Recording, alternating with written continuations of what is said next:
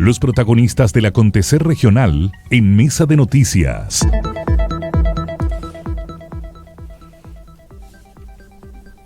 Bien, y ya estamos en nuestra parte de la entrevista y ustedes lo van a escuchar porque hay varios temas. Dentro de, yo creo, los próximos días ya se viene el receso legislativo y a toda máquina durante estas 2 semanas se trataron de amarrar temas, de poder dejar zanjado otros. Uno de ellos es el tema de la extensión de este estado de excepción. Ya no por 15 días, sino que ojalá hubiese sido por 30 o por 35. Ninguna de esas iniciativas ha prosperado y bueno, para conversar de este tema y de otros también, porque él está bastante atento ahí a la contingencia local como diputado por el Biobío, por las diferentes comunas. Estamos con el diputado Eric Aedo, a quien le damos la bienvenida, está en el estudio con nosotros. Siempre lo habíamos entrevistado telemático. ¿Cómo está, diputado? Hola, diputado. Gracias por no decirse mejor telemático.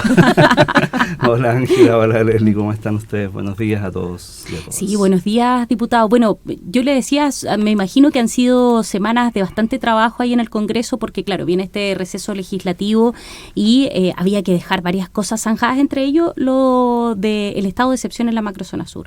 Lo primero, ¿por qué no han prosperado el hecho de poder extenderlo? Para que la gente entienda. Simplemente porque hay un gallito, una medición de fuerza entre la derecha y el gobierno y la derecha que todos los días habla de la seguridad a la hora de los que hubo. La verdad es que no quiso aprobar esta extensión en sala, de hecho también con algunos votos del oficialismo, para ser bien franco, principalmente de militantes del Partido Comunista, de 4 de ellos. Pero el día de ayer, que existía la posibilidad de volver a poner en sala esto, ahí la derecha, principalmente la UDI republicano, dijeron que no, que era mejor volver el 23 de febrero a votar un nuevo estado de excepción. Ayer simplemente lo que se aprobó fue la extensión del estado de excepción, como lo conocemos, por 15 días, pero esta extensión de un mes o de 45 días, porque ahí partió la discusión, la verdad es que se han rehusado a tenerla, así como también se han rehusado a volver a sentarse a la mesa de seguridad. Ellos tienen sus puntos políticos, obviamente yo no los comparto, creo que con estos temas no se puede jugar, y nosotros hablábamos fuera de micrófono, no quiero echar al agua a nadie, que es distinta la situación este verano en el Yeuyeu, en Quibí, con toda la zona de Arauco, donde han vuelto los turistas, y créeme que eso a mí me alegra mucho. Ese no es mi área de representación parlamentaria, pero uno finalmente es parlamentario de la República, y si hemos podido hacer un aporte a generar más tranquilidad y que vuelva la actividad económica, genial. Y además me acaban de decir que se puede pasar otra vez por Conturmo para ir a Capitán Pastena a comer, así que eso es una tremenda noticia. Mandamos una reportera ahí en terreno. Sí, en terreno.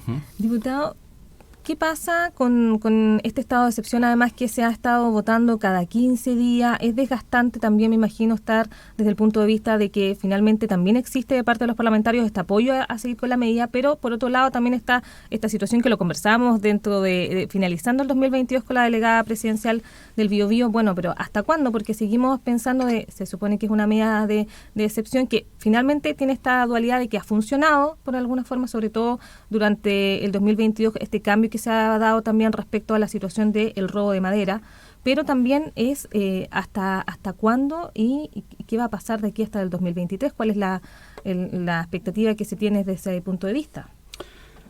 Mira, yo creo que estas medidas van a continuar claramente durante el 2023. Yo no veo que vayan a salir estas medidas, para serte muy franco, Leslie. Ahora, lo que sí va a cambiar es que hace pocos días atrás aprobamos, ¿no es cierto?, el proyecto de infraestructura crítica, que era un proyecto que junto a Matías Walker trabajamos muy fuertemente en una comisión mixta el año pasado, en el mes de agosto, que lamentablemente se rechazó en la Cámara de Diputados, aun cuando había sido votado prácticamente de manera unánime en el Senado, y finalmente se logró reponer ese proyecto con algunas indicaciones y fue aprobado. Ahora, ¿qué significa este proyecto de infraestructura crítica? Que las Fuerzas Armadas van a seguir resguardando caminos, colegios, centros de salud o áreas muy sensibles para el funcionamiento del país, y esto protegiendo, digamos, los derechos individuales, ¿no? Se restringen los derechos a reunión, por ejemplo, el derecho a congregarse con otras personas, no quedan restringidas tus libertades individuales.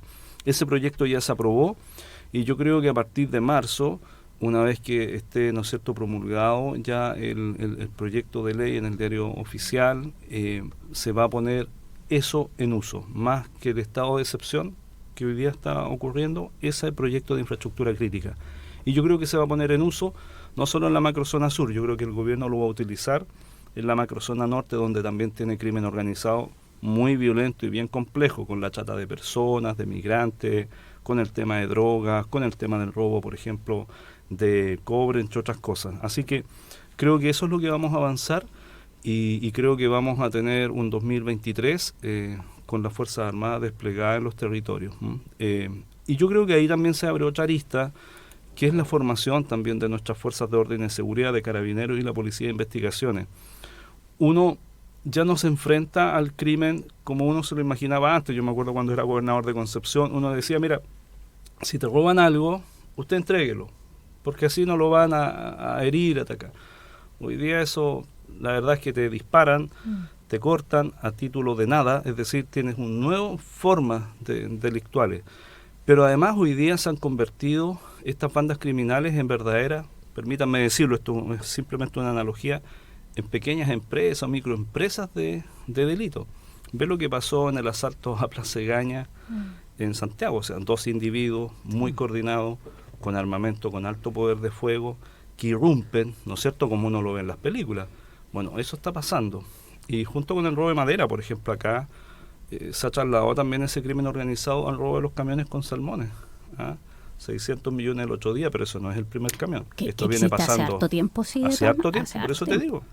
Que antes era como algo así como... Claro, pero el nivel de organización hoy día... Sí. Pero con ese nivel de organización y con ellos también utilizando mucha tecnología, ojo con eso. Por eso digo que las policías se tienen que adaptar también a esa nueva realidad y yo creo que vamos a irnos a una policía cada vez con más poder de fuego, con más acción en las calles, algo más militarizada, porque enfrentas un delito que es distinto y eso hay que asumirlo como una realidad, y creo que el gobierno en eso ha venido de menos a más. O sea, yo la primera vez que hablé con el gobierno, esto lo quiero decir porque fue así, a fines de marzo, y cuando yo planteé el tema de la macrozona sur antes de crear la comisión de robo de madera, el gobierno, las autoridades de gobierno me decían que no, que eran personas que eran hijos del sistema neoliberal, que habían sido tergiversadas por, o sea, no sé, habitamos mundos distintos porque lo que tenemos ahí es un negocio ilícito. Y creo que el tiempo me dio la razón, pero también asumo que el gobierno cambió la mirada, te fijas, y en eso creo que Manuel Monsalve y Carolina Toá, como ministra del Interior,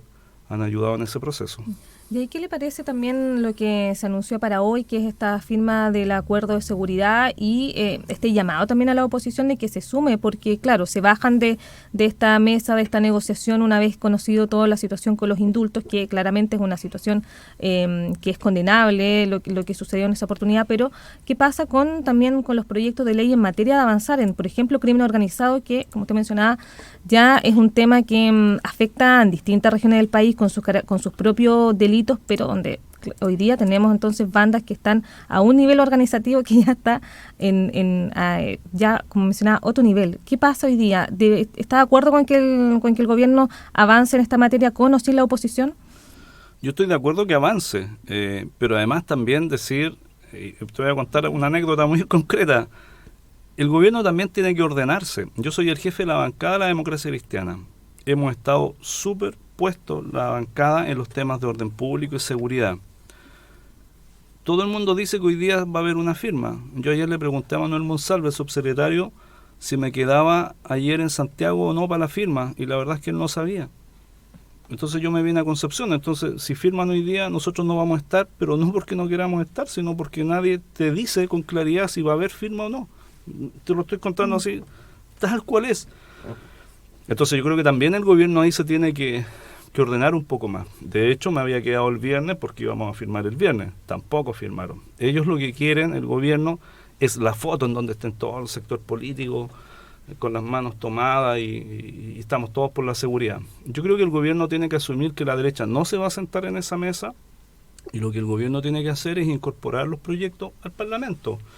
La ley de usurpaciones, la ley de inteligencia, la ley de crimen organizado, sacar el reglamento de la ley que ya aprobamos, ¿no es cierto?, que tipifica el robo de madera, echar a andar la ley o llevarla al Parlamento que aumenta las penas para quienes atenten contra carabineros, gendarmes y la Policía de Investigaciones, y además que los ataquen no solo en el ejercicio de su función, sino que por el simple hecho de ser carabinero, gendarme o PDI. ¿Y por qué es importante eso? Porque hoy día existe el sicariato en Chile, hoy día existe el asesinato por encargo. Y por tanto tú puedes atacar a un carabinero, a un PDI, o enviarlo a matar, ¿no es cierto?, un gendarme a su casa, o atacar a su familia, y eso tiene una pena menor. Porque solo la pena es más alta cuando lo haces en el ejercicio de tu cargo, cuando estás en un operativo, por ejemplo, policial. Y eso hay que variarlo, porque tenemos que asumir que hoy día el sicariato en este país existe. Esos proyectos de ley no necesita que esté la derecha sentada a la mesa para tomarnos una foto. Simplemente el gobierno los tiene que llevar al Parlamento, lo vamos a aprobar. Entonces yo de verdad dejaría de perder tiempo. La derecha ya hizo su berrinche. Perdonen que yo repita tanto la derecha, pero es porque esa es la realidad, pues. Ellos exigen más orden público, más seguridad, pero a la hora de los que hubo se restan. Entonces yo no perdería más tiempo y llevaría los proyectos al Parlamento y cada uno ahí que vote, pues. Diputado, al escucharlo hablar acerca de todos estos proyectos, pareciera que en este 2023, una vez que comience marzo, necesitamos entrar a una nueva etapa. Y lo quiero llevar también al tema de la macrozona sur. Necesitamos entrar a una nueva etapa. 2022 fue un 2022 en donde quedó develado el tema del robo de la madera, estuvo la comisión. Aparentemente las líneas de acción que se han tomado han servido para amainar o calmar un poco la situación, sobre todo al sur del Biobío. ¿Qué viene para 2023? Sobre todo en cuanto a estos proyectos, ¿qué actitud tiene que tener el Congreso? Sobre todo porque en los últimos tiempos los hemos visto tan polarizados como años anteriores. ¿Qué viene tanto para el gobierno como para los parlamentarios a partir de 2023 en estos temas? Sí, ¿A qué nueva etapa entramos? Mira, Ángela, creo que tú dijiste algo que es súper importante y es bueno planteárselo a la gente. Nosotros, por ejemplo, rechazamos las acusaciones constitucionales al ministro Jackson y a la exministra Ríos, y uno de los puntos por los que lo rechazamos es porque vimos que detrás de esas acusaciones lo que había era un intento de polarización más fuerte del país. Yo lo dije incluso cuando di el punto de prensa como jefe de bancada. Yo percibo que hay un sector político de la derecha más dura, republicanos y también algunos sectores del PDG, que lo que buscan es generar una crisis política. Ahora, uno entra en una crisis política, pero no sabes cómo termina. Yo creo que algunos incluso sueñan que terminemos como Perú agarrados de las mechas, y lo digo muy responsablemente.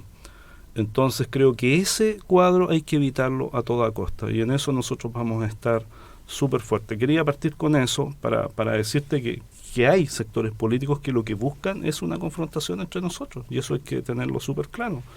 Ahora, ¿qué viene el 2023? Bueno, primero, hacernos cargo de lo que tenemos es crimen organizado. Acaba de pasar una noticia muy reciente, ¿no es cierto?, con el famoso mentolato tratando de escaparse con un plan. Obviamente que no es que lo pillaron ahí con los explosivos en la mano, pero tenían un plan armado para eso. Yo escuché a Daniela Dresner con las declaraciones que dio. Yo tuve acceso al oficio de Gendarmería para pedir el traslado de Ormeño al otro. Lo tengo acá. Lo compartí incluso con gente de comunicaciones. Y claramente el informe que tiene inteligencia interna de Gendarmería es que el plan era de verdad, era en serio. Entonces no es así que... No es presunto plan. No es presunto plan. Ojo, yo creo que en esto hay que ser responsable cuando se es autoridad política. Entonces, y por eso lo tengo acá, se los puedo dejar, no tengo ningún problema en dejarle esta información. Entonces, primero tomarse en serio que estamos frente a un crimen organizado que maneja muchos recursos financieros, que tiene un equipo operativo, y creo que eso lo tiene que asumir hoy día el mundo político. Yo creo que un segundo punto es que más personas del mundo político igual hablen de este tema. O sea, a mí, y permítanme decirlo así, yo soy diputado de Concepción, de la provincia de Concepción, y me metí a Arauco porque estaba cansado de la inacción. Entonces, ¿No hay comunicación ahí entre los demás parlamentarios de la zona? Hablamos, y con Flor Weiss esto lo hemos hablado mucho, y creo que Flor ha tenido la capacidad desde ese territorio, ¿no es cierto?, que lo representa, de meterse en este tema. Y yo sé lo que significa. Si aquí te amenazan de verdad, o cuando te disparan de verdad. Pero a mí me encantaría ver más parlamentarios de la región y de otros sectores del país enfrentando esto. No los veo hablando mucho, hablan en genérico, pero no hablan en concreto. En la zona norte pasa lo mismo, te fijas, se habla en genérico, pero no se enfrenta al tema con más detención. ¿Qué esperaría también? Que aprobemos la ley de inteligencia. Chile necesita una ley de inteligencia, el Estado necesita defenderse a sí mismo. ¿Sabes cuál es el problema que tenemos? Sobre todo en el mundo de la izquierda y en el mundo de la centroizquierda, es que cada vez que uno habla de inteligencia viene el recuerdo de la época de la dictadura, entonces la gente entiende por inteligencia la CNI, la DINA, te fijas, como violaciones de derechos humanos. Eso es absolutamente condenable, pero un sistema de inteligencia es un sistema que protege al propio Estado en un Estado moderno. No es tortura, pero esa tranca no se la saca la izquierda en general. Y eso tenemos que avanzarlo, porque si no, yo el otro día lo conversaba, este crimen organizado, para decirlo en esos términos, maneja más tecnología que las policías. Así como tú los puedes monitorear con drones, incluso con satélites, que el Estado de Chile los tiene arrendados a Israel. Por eso también es tan absurdo a veces pelearse con los israelitas, porque todo el sistema de vigilancia del Estado chileno lo tiene arrendado a Israel. Este crimen organizado tiene también drones de alta tecnología, sabe por dónde entran las Fuerzas Armadas, los tienen vigiladas, te fijas, tienen informantes, y el Estado de Chile no tiene informantes, por ejemplo. Entonces, a mí me gustaría que avanzásemos en esos temas también. Ahí usted hablaba, diputado, respecto a cómo se ven las relaciones en el Congreso también, cómo partió el año pasado toda la dinámica de partidos. Hoy día ya es distinto, hubo harta renuncia, las bancadas se han rearmado. ¿Cómo están las relaciones de esa perspectiva? Porque claro, incluso la Democracia Cristiana en este caso sufrió ahí la salida de Joana Pérez, por ejemplo, pero también a nivel local, también, por ejemplo, Francesca Muñoz renunció a Renovación Nacional, está hoy día del Partido de la Gente, también hubo renuncias. ¿Cómo se ve la dinámica interna hoy día de cómo van a estar las votaciones, los apoyos, las conversaciones para este nuevo ciclo? Mira, cada vez es más difícil porque hay más fragmentación, eso es un dato de la realidad. Y una cosa bien increíble es que hoy día en general cada parlamentario y parlamentaria se siente un mundo en sí mismo. Llevan su propia agenda. Creen su propia agenda o creen que ellos son los representantes de todo el mundo y que detrás de ellos todos los votos son personas a las que yo si llamo van a inscribirse en un partido. Yo creo que ahí hay una mala comprensión, o no decirlo así, una comprensión inadecuada de lo que está pasando en el país. Yo creo que el mundo político debiera hacer un esfuerzo por tratar de aunar, ¿no es cierto?, grandes conglomerados. Yo lo decía ayer igual, porque me preguntaban por el tema de los gobernadores regionales y sus atribuciones.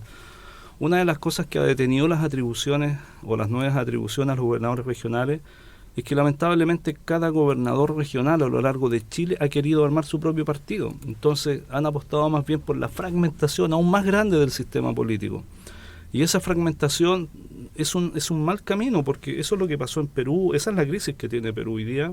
En Perú habla la presidenta, nadie la escucha, habla un parlamentario, nadie lo escucha, porque son tantos que nadie se escucha al final.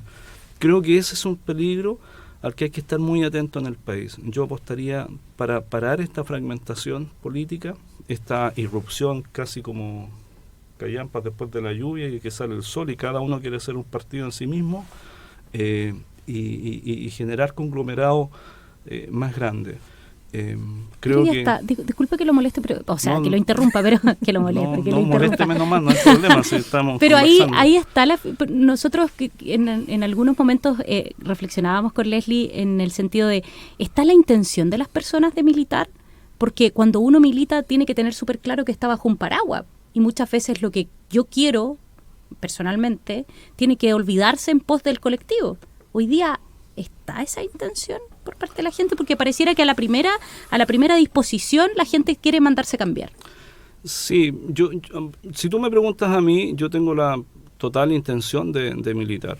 Y cuando uno dice militar, no es que todo lo que te dice el partido uno lo encuentra razonable. O sea, yo milito en un partido en que soy parte de la renovación de la Democracia Cristiana y cumplí a los 53 años fui electo diputado.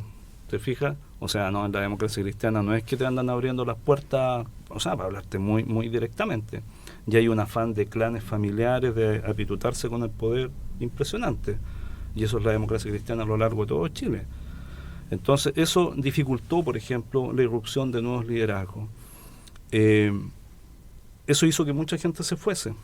Entonces hoy día, con Alberto Undurraga, que además yo soy su jefe en la bancada y él es el jefe del partido porque es el presidente del partido, conversamos estos temas y estamos haciendo que esto se amplíe.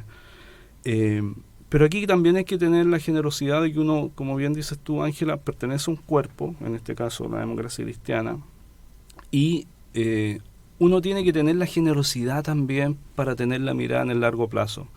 Varios de mis amigos, porque los que se fueron son amigos míos, muchos de ellos, dijeron que se iban porque nosotros nos habíamos izquierdizado. Y yo la verdad es que les contesté a algunos de ellos, yo cuando enfrenté el crimen organizado de la macrozona sur no me izquierdicé. Al contrario, salí a enfrentar una cuestión que era compleja. Y les pregunté por qué ellos no lo hicieron antes, si estaban en el Parlamento mucho antes que yo. Entonces, ojo, nos izquierdizamos, levantamos la tesis de 2 listas junto al socialismo democrático. La democracia cristiana dijo que su domicilio político era la centroizquierda y vamos a ir en una lista con el PPD, con los radicales, y espero a ver qué decían hoy día los socialistas, que no íbamos a ir con Apruebo Dignidad. Eso no es izquierdizarse, eso es darle una alternativa de centroizquierda al país. Entonces yo también creo que de repente se utilizan argumentos que no son reales y que en el fondo es mejor decir, ¿sabes qué? Yo tengo mi agenda propia, quiero hacer las cosas como a mí me parezcan y en eso no me siento cómodo en un partido porque yo quiero hacer lo que se me ocurre. Creo que eso es mucho más legítimo y más honesto decirlo, pero no andarle achacando a los demás cosas que no son reales.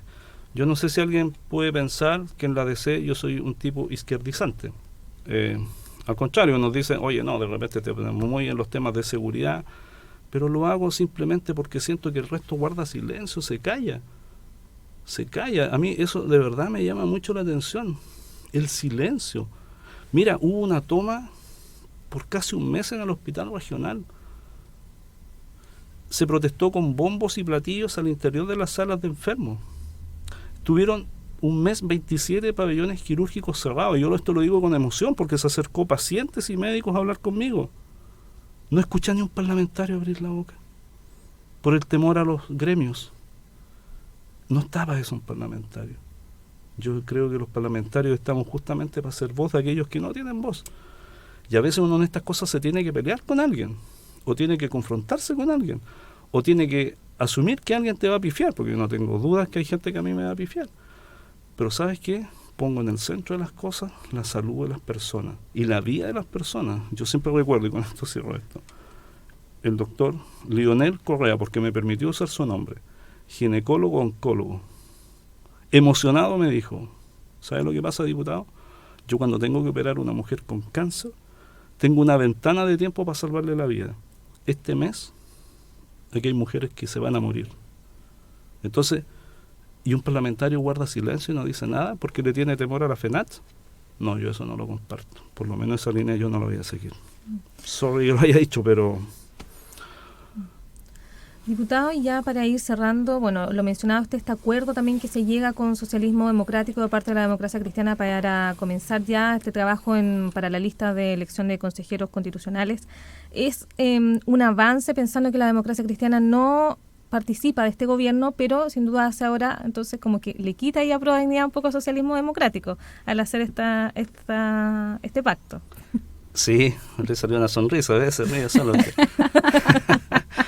Sí, porque mira, hay que dar una alternativa, esto lo digo súper rápido, que sé que ustedes siempre están contra el tiempo, hay que darle una alternativa al país. Si nosotros íbamos en una sola lista, nos ponemos de inmediato con un gobierno que tiene bajo nivel de aprobación y este gobierno, ¿sabes lo que más quiere el gobierno? Yo ya de eso me hice la convicción. El gobierno quiere quedarse con su 20% de apoyo, irreductible. No le interesa el 80%, le interesa su 20%, que eso no baje. Entonces, por eso de repente genera los indultos, porque le habla ese 20%. A todos los demás nos parece una locura, pero ese 20% irreductible le parece fantástico y lo celebra. La democracia cristiana no puede estar celebrando ni pactando hoy día políticamente con un sector que celebre indultos a terroristas y a delincuentes comunes. No puede. Eso no va contra nosotros. Eso es simplemente regalarle el 80% del resto de los chilenos a la derecha más dura, un populismo más duro. Miren las últimas encuestas, la gente está esperando gobierno autoritario. Eso comienza a aparecer ya en las encuestas. Entonces, ¿dónde podemos caminar? Podemos caminar a un gobierno autoritario de carácter populista o a un gobierno de derecha más dura. Entonces hay que generar una alternativa, y esa alternativa se genera con otros que creemos en los cambios, que creemos en los derechos sociales, pero con desarrollo económico y con orden público y enfrentando fuertemente la delincuencia. Esa es la propuesta que estamos haciendo con el PPD, el Partido Radical, los liberales, y ojalá hoy día el Partido Socialista se allane a esto y no se quede pensando solo en los cargos de gobierno. El diputado Eric Aedo conversando acá en Mesa de Noticias, oye, de varios temas, y vamos a aprovechar. Antes, yo sé que estamos muy apretados con el tiempo, pero ¿le gustaron las 55 medidas del plan de contingencia para marzo por el puente ferroviario? Sabemos que ha estado muy atento a ese tema. Estoy súper atento, de hecho ayer me contactaron desde FESUP acá, diciéndome, yo les quiero contar estas cosas porque hay que saberlas. ¿Por qué el diputado Aedo no había querido hablar con ellos? Entonces les contesté que jamás me habían invitado a conversar con FESUP, y yo creo que tuve la virilidad, por decirlo de alguna forma, de decirle a la gente muy abiertamente que eso no iba a estar abierto en marzo. Entonces yo no sé cuál es el afán de mentir. ¿Para qué se engrupen? Es probable incluso que no esté esto terminado en abril, el 15. Ojalá, pero yo de la información que recibo del propio Ministerio de Transporte es que esto puede alargarse, ¿te fijas? Entonces creo que hay que prepararse para ese plan de contingencia. Y es por eso que el propio ministro de Transporte me recibió y discutimos el proyecto que yo presenté de restricción vehicular por temas de congestión, y el gobierno le va a dar celeridad a eso, porque se tienen que preparar ante la eventualidad que esto no está abierto el 15 de abril, si eso es una probabilidad, ¿no? Y respecto de las 55 medidas, bien, y a mí me gustaría sí que en esas medidas se trabaje más con el transporte local. A mí me cuesta entender por qué, por ejemplo, cuando se está haciendo hoy día este enlace, ¿no es cierto?, para trasladar a la gente, ¿por qué no lo hacen con biobús? Si tienen una propia línea, ¿no es cierto?, ustedes la conocen, Sí. ¿por qué tuvieron que contratar buses externos? ¿Por qué no lo hacen con los propios operadores del transporte público? Eso se lo plantea al ministro de Transporte. Le dije, como dice el Bombo Fica, sospechosa la cuestión, pongan ojo en esos tipos de contratos, ¿no? El diputado Eric Aedo conversando en Mesa de Noticias de prácticamente todos los temas ahí que queríamos por lo menos abordar con él el día de hoy aquí en el estudio. Nos faltó un tema, sí, porque me echaron la talla el otro día, ¿no? Que yo soy de la U, entonces me dijeron, oye, volvió París y la U todavía no tiene estadio, entonces ahí me jodieron. Chuta, sí, no podemos tirarle otra talla al respecto. Diputado, gracias por venir a acompañarnos a Mesa de Noticias el día de hoy y por supuesto siempre conversar de todos los temas planteados. Muchas gracias, Ángela y Leslie. Muchas gracias.